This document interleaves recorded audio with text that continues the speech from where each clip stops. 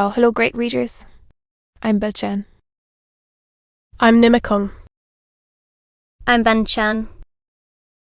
In this class, I'll read to all of you. 17 Sec. 3 of Jane Eyre, an autobiography. S.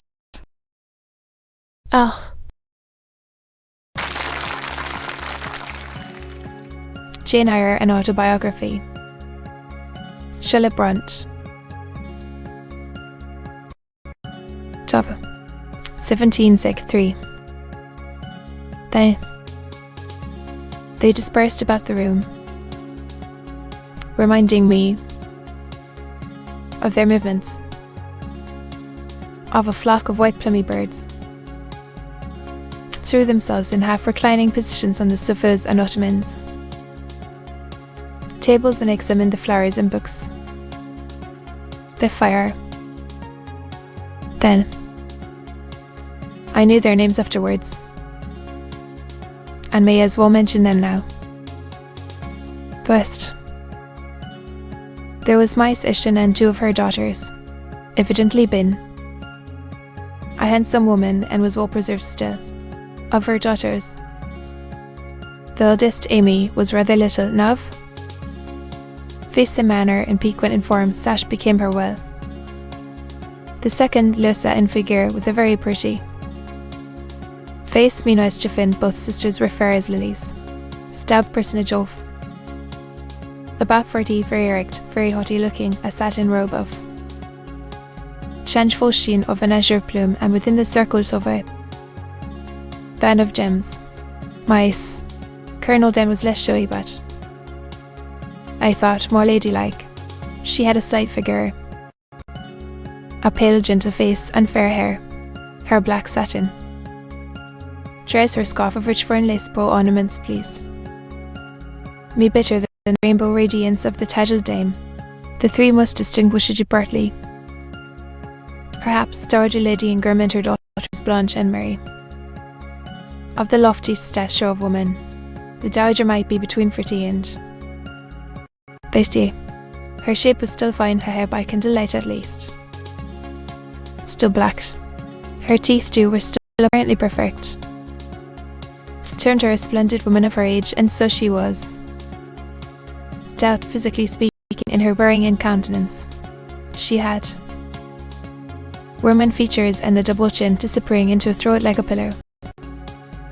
Inflated and darkened, but even furrowed with pride by the same principle. In a position of almost preternatural erectness, she had, likewise, a fierce and a hard eye. It reminded me of my weeds. She matched her words in speaking. Her voice was deep, its inflections very pompous, very dogmatical, very intolerable, in short. Robe and a shawl turban of some gold wrought Indian fabric, suppose. She taught with a truly imperial dignity, and tall as poplars. May was. To some, her height was molded like a Dian. I regarded her, of course, interest. First, I wished to see whether her appearance accorded with Mice Fairfax's description. Secondly, painted of her likely to suit Mr. Rochester's taste, as far as person went, point for point, both to my picture and Mice Fairfax's description. No bulbous, the sloping shoulders, the graceful, like black rings that were all fair, but her face was like her mother's, a youthful unfurrowed likeness, the same low brow, the same eye features, the same pride. It was not, however, so set on in a pride. She laughed continually. Her laugh was satirical of her arched and haughty lip. Genius is said to be self-conscious. Tell whether Miss Ingram was a genius, but she was self-conscious, remarkably self-conscious indeed. She entered into a discourse on botany with the gentle Mice. Doubt Simston had not studied that science, though, as she said, she liked flowers, especially wild ones. Miss Ingram had, over its vocabulary within her, termed trailing mice. Then that is laying on her ignorance trail might be clever, but it was decidedly not good-natured. She played. Her execution was brilliant, she sang, her voice was fine. French apart to her mamma, and she talked it well with a good accent. Mary had a milder and more open countenance than Blanche softer. Features too, as bonheur, but Mary was deficient in life, her face lacked expression. Lest her, she had nothing to say, and having once taken her seat, remained fixed like a statue in its niche, spotless white. And did I now think Miss from such a choice as Mr. Rochester would be likely to make taste in female beauty, if he liked the majestic type of majesty, then she was accomplished, sprightly. Her, I thought, and that he did admire her. To have obtained proof, to remove the last shade of doubt, Bert. To see them together, you are not to suppose reader has all this time been sitting motionless on the stool at my feet? No. When the ladies entered, she rose, advanced to meet them, a stately reverence, and said with gravity, Bonjour, looked down at her with a mocking air, and exclaimed, Beau. Lynn had remarked, it is Mr. Rochester's mice. Kindly taken her hand, and giving her a kiss, had cried outside simultaneously, and then they had called her to a sofa. She now sat ensconced between them, chattering alternately in French and broken English, absorbing not only the young lady's attention, but that of mice and Lady Lynn, and getting sport to her heart's content, brought in, and the gentleman are summoned. Shade there be in this brilliantly lit apartment. The window curtain half hides me. The arch yawns, they come. The collective appearance of the gentlemen, that of the ladies, is very imposing. They are all costumed in black. Most of them are tall, some young. Very dashing sparks indeed, and Colonel Dent is a fine soldierly man, with the magistrate of the district is gentlemanlike, quite white, his eyebrows and whiskers still dark, the appearance of a Prenoble the Third, Lord Ingram. Like his sisters, very tall, like them also. He is handsome, shares Murray's apathetic and listless look, then vivacity of blood or vigour of brain.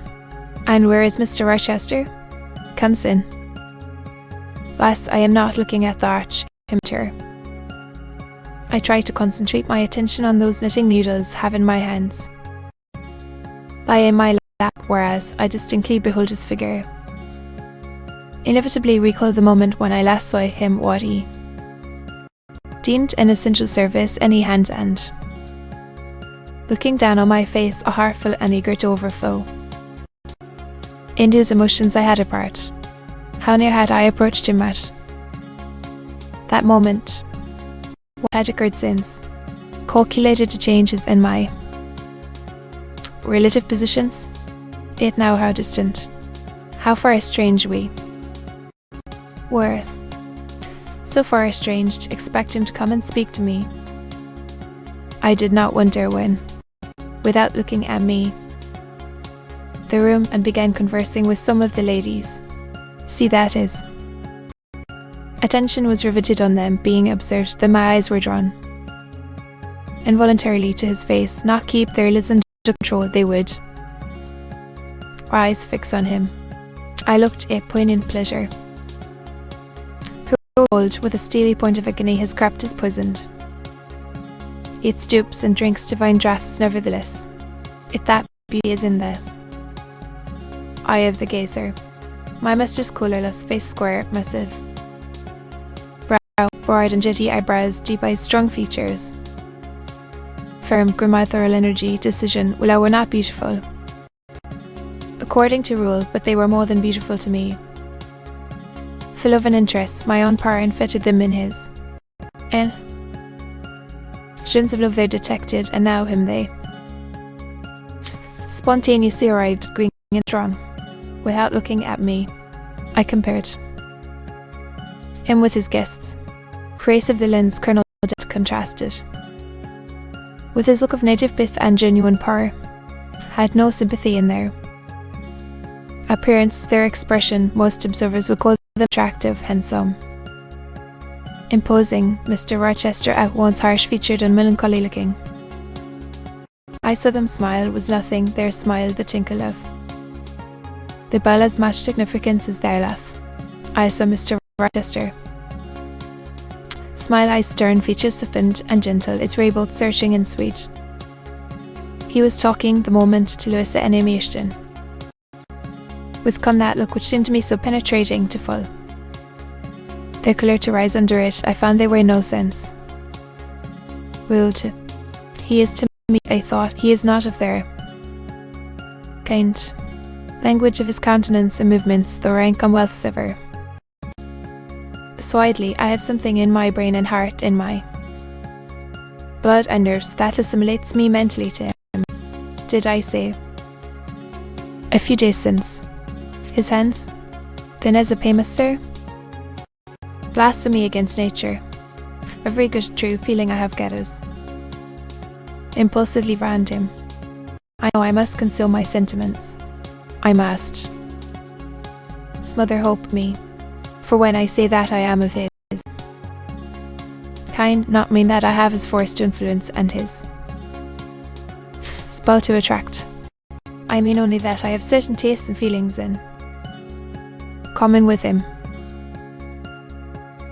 To be continued.